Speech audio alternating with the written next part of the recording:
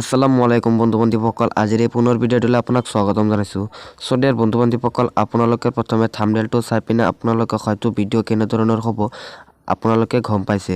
So আপোনালোকে যেটো title চাইছে ভিডিঅ'টোৰ হয় আপোনালোকে ঠিকই চাইছে। সো আপোনালোকে যে এই ভিডিঅ'টোৰ আপোনালোকে যে বাৰ্থ চাৰ্টিফিকেট বনাব বিচাৰিছে তেন্তে আপোনালোকৰ একো কৰিব নালাগে, জাষ্ট আপোনালোকৰ কাৰণে এটা মোবাইল নাম্বাৰ মুকলি কৰি দিয়া হৈছে।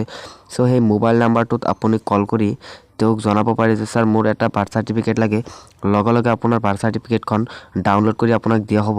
সো আপোনাৰ এই বাৰ্থ চাৰ্টিফিকেট বনাবলৈ হ'লে আপোনাৰ কেইটামান ডকুমেণ্টছৰ প্ৰয়োজন হ'ব।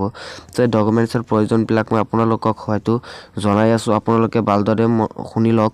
সো ডকুমেণ্টছবিলাক হ'ল আপোনাৰ যিকোনো PAN card, voter ID card নহ'লে আপোনাৰ আধাৰ কাৰ্ড ডকুমেণ্টছ থাকিব লাগিব, আপোনাৰ দেউতাৰ ডকুমেণ্টছ দিব লাগিব, লগতে আপোনাৰ মাকৰ ডকুমেণ্টছ দিব লাগিব।